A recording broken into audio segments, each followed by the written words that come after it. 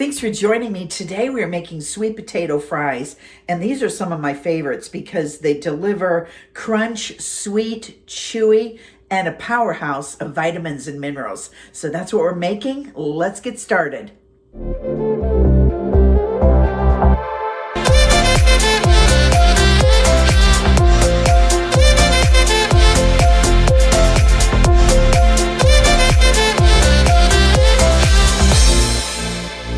Okay, we're going to start on our sweet potato fries. So I pick up a few of these a week because I love making them.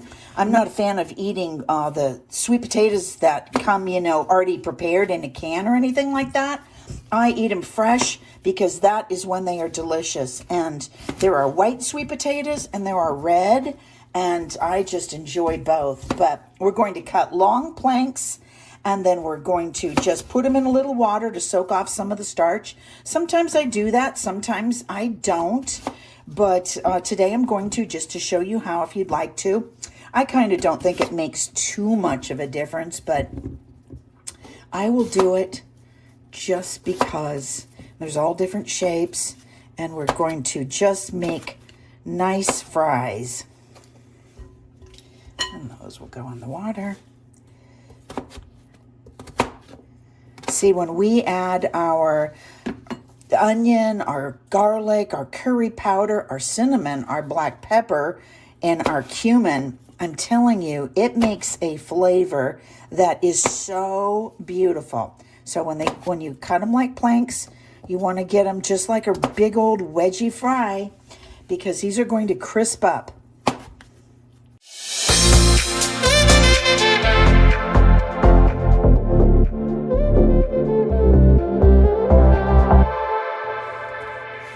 I have my oven preheating at 425, so after these sit in water for 20 to 25 minutes, then we dry them and we put a little bit of cornstarch on them for a little extra crispiness before we put our spices on.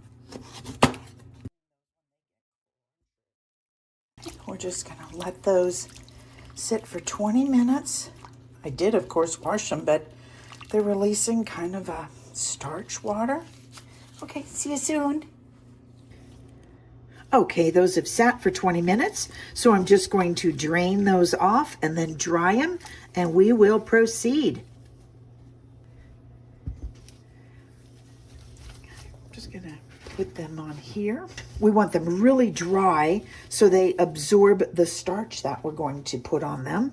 That will help the flavoring stay on them.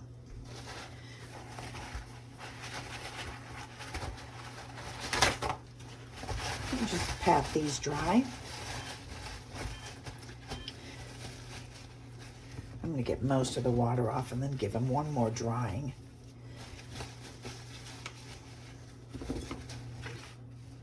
Nutrient rich, but more than that, tasty. Okay, and you're going to want to get your cookie sheet ready. Of course, you have your oven ready to go. So we are going to put our 2 tablespoons of cornstarch onto them and let them sit a few minutes, and then we'll start putting on our spices once the cornstarch kind of attaches.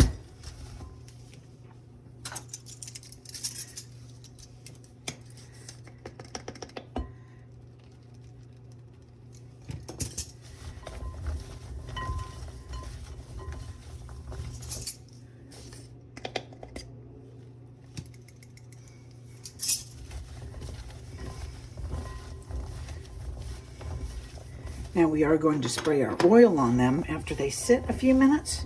We spray our oil on so our herbs attach. And that will just go in them. Okay, see you in a few minutes. Now comes the flavorings, and I'm going to tell you, you can add anything you want. I used to always add curry. Curry is a very dominant flavor, but I'm not going to add that this time because I want to do this other recipe. But curry by itself with garlic and sea salt, black pepper is beautiful. But what my recipe consists of is we've got our tablespoons of cornstarch on there. It calls for 2 to 3 tablespoons of olive oil. This might be faster. And you want that on there because that's going to establish our stickiness. Get that all over. That's why I wear gloves, is because things like this go on in good cooking as they have to. And so we've got our oil there, but we're going to put in a teaspoon of paprika, and paprika is so beautiful and it's fragrant and it's potent. So you want to kind of get that moved around so it doesn't get landed on, you know, one specifically, because it is very beautiful and strong.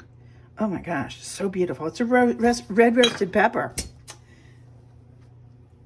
And then 1 teaspoon of garlic.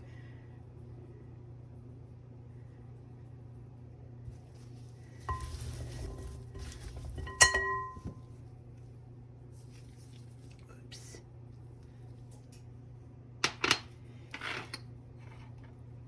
Half a teaspoon of ground cumin, and I love cumin. Now, before I put these in the oven, I'm going to taste them, because if they don't taste right before they go in, they're not going to taste right when they're done. And then a half a teaspoon of cinnamon.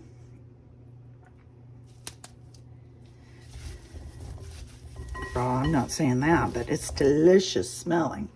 Okay, a 1/4 teaspoon to a half a teaspoon of black pepper. And I love black pepper as it brings out the other spices. And also, if you read a lot, you know black pepper is good for you. And it calls for a teaspoon of sea salt. And you know, I am a fan of keeping off salt if I can.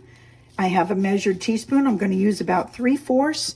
And if I need more, that is one spice I can always add at the end, add after they're baked. See, look at how that is just absorbing so beautifully. Now, it calls for rosemary. I wish I had fresh, but I don't. So I'm using dried, and we will get some from flavor from here. I wish we had a little bit more, but I wish we had fresh. But we're going to make that work. Use a little bit of oil to help release the flavors. I broke down the rosemary. Crush it, crack it, grind it, do what you gotta.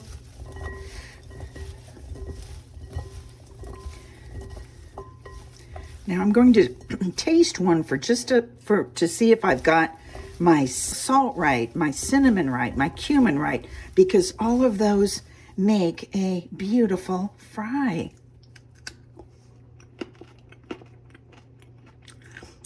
Yum. I would eat that right now. It's crazy good. Does need a little more salt. And it is perfect. Now, you can serve these with an aioli, with a pesto mayo, a yogurt sriracha, which is what I'm probably going to do. So we're going to put these on a cookie sheet at 425, and we're going to cook for 15 minutes on one side, flip them one time, and then they'll be done for on their other side, and then we are going to have beautiful fries. And there's our fries. I'm going to let those sit a minute. They're super hot. Then I'm going to arrange them on our plate with our sauce. Put a little bit of fresh parsley on them and some Parmesan cheese. Put a couple more on them. Beautiful. It is a cold, snowy day, and I am inside loving this. Those sweet potato fries come out beautiful every time. I eat them in the spring, summer, fall, or winter. The nutrition is what I'm after, but the flavor brings me back every time. So I hope you try them. I hope you like them. And if I could ask you to please like and subscribe so I can continue to bring you amazing, clean, fiber-filled foods. Thanks. Bye.